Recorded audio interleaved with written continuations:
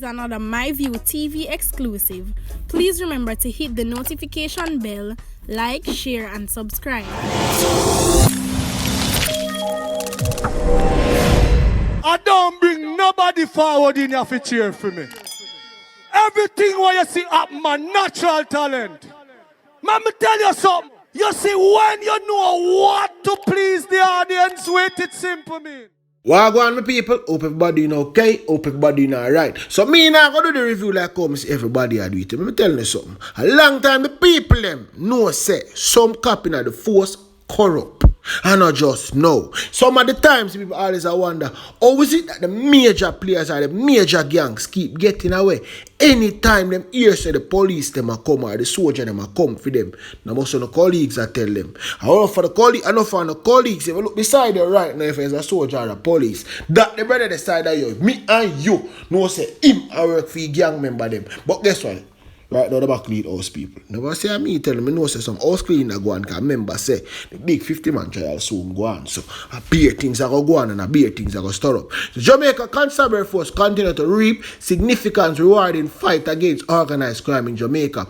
Major success has been achieved in the ongoing crackdown on the St. Catherine-based Clansman gang. So hold on, them hear the people them ask one to one another. Don't trouble nobody that is sleeping. The title you know that. If you do not hear anything about that gang, just leave them alone. Because for them think kind of different when they touch road. So better to leave them and deal with not deal with the matter at hand. A high-level joint task force comprised of detectives from the Special Operation and the National Intelligence Bureau, Counter-Terrorism and Organized Crime, Communication, Forensic and Cyber Crime Unit and the St. Catherine North Police, and supported by our international partners, have conducted a series of intelligence-led operations targeting high-level Clansman gang members as well as their support system. In recent weeks, several persons have been arrested, firearms, ammunition seized, and property raided by the task force.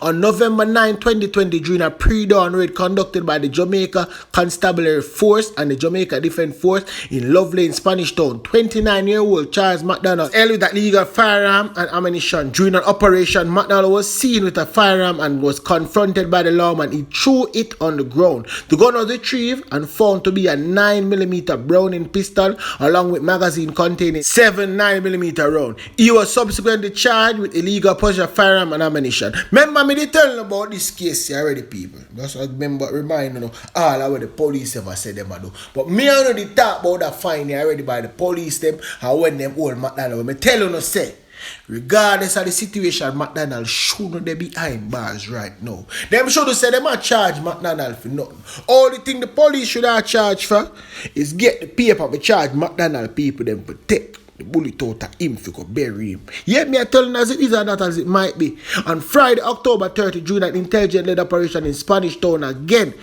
26-year-old Stephen Burke was arrested and subsequently charged with murder, wounded with intent, illegal possession of firearm and ammunition. The charges are in relation to the murder of 19-year-old Claude Smith and the shooting of another man. Reported that on Sunday, September 20, 2020, Burke and another man was traveling in a grey Toyota Acero, went to Salt Pond Road, where Smith and his relative were washing a motor car along the roadway. Burke and his cronies had opened gunfire at Smith and the man who is his relative, hitting them several times before escaping. Both injured men were rushed to the Spanish Town Hospital. Let me tell you something.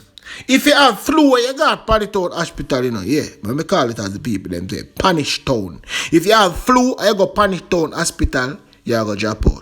No matter what kind of sickness you have and you go over there, so you go drop out. Me I tell you the truth. Where Smith was pronounced dead and other mothers admitted in serious condition. Me I tell you the truth. I reckon how some people go over there for cut from their foot and them to come back out. The motor car was recovered the following day in Top Banks area where Burke reside. He was pointed out at identification parade last week. Appeared to the Spanish Town Parish Court on Tuesday, November 17, 2020. Who is a reputed member of the Clansman gang, was among 4 persons who were charged in connection with the anti-gang legislation in 2015, but was released in 2019 on the ground of non-attendance of witness. Now, what I think?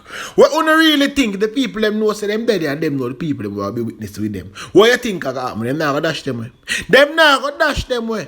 On October 16, 2020, 45-year-old Spence was arrested after a raid at his Bushy Park residence. Revealed he has in his possession 199mm rounds, 312 12-gauge rounds. He was subsequently charged with illegal possession of ammunition. You know, see a war them man a come bout. Look how much ammunition him want have. A war him that go start, people.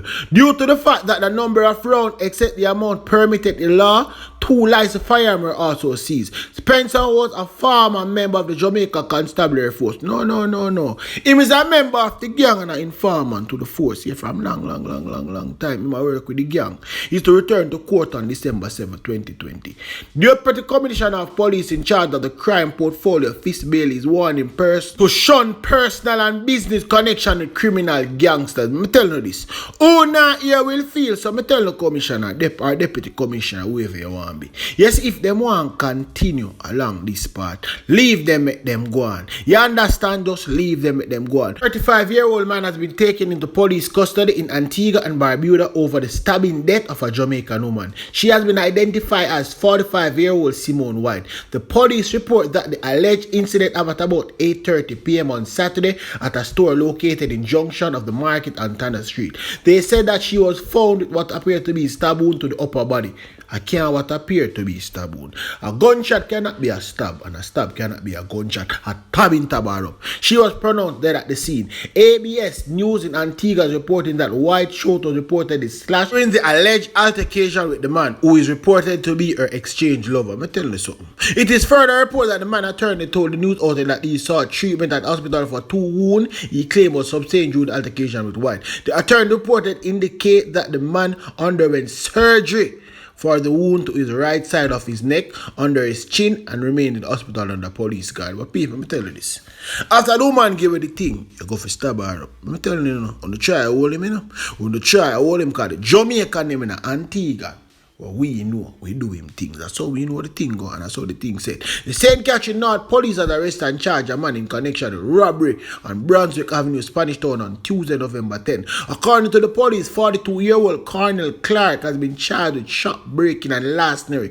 Lawmen said that the complainant received a call at about 8:30 p.m. informing him that his shop has been broken into. He then discovered that a gaming machine valued $900,000 was missing. The robbery was reported, and after the investigation, Clark was apprehended the following day with the machine in his possession. He was subsequently charged after interview and answer session. Let me tell you something. The police them should even carry in this boy. I tell you the truth. Once you go at the boy yard and find the people, them things on the dash him. Yeah man, me agree say we need about the police them with us dash with people. Cause some of them boy enough here live. I'm tired of telling people them take time on the road.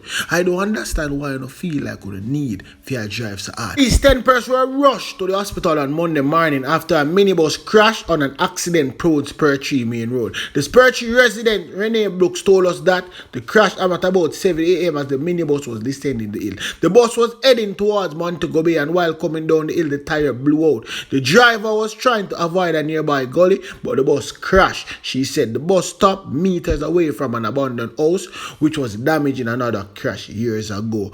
People, me don't know, that spot there, an accident-prone hot spot.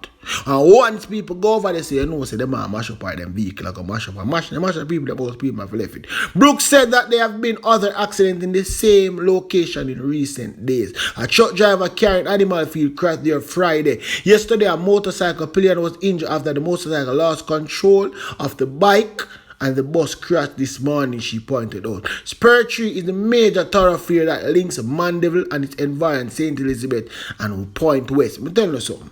You see, the people that go around that side, they always drive hard. And always tell them, say, take them time. And I'm speaking about taking time. A man remained hospitalized following a 2-vehicle crash on Main Street, Christiana, Sunday night. Deputy Superintendent of the Jamaica Fire Brigade, Brian Powell, told us that the fire fighter responded to the call shortly after 9 p.m. Caught the jacket of one of the vehicles. The crash, which was captured on closed circuit TV, showed the vehicle traveling in the opposite direction when they collided. Somebody overtake. You see, people, somebody always overtake. The injured driver was taken to the Percy Junior Hospital where he was admitted. John knows time. I tell you why the man never take them time on the road. Anyway, tell a friend, check us out.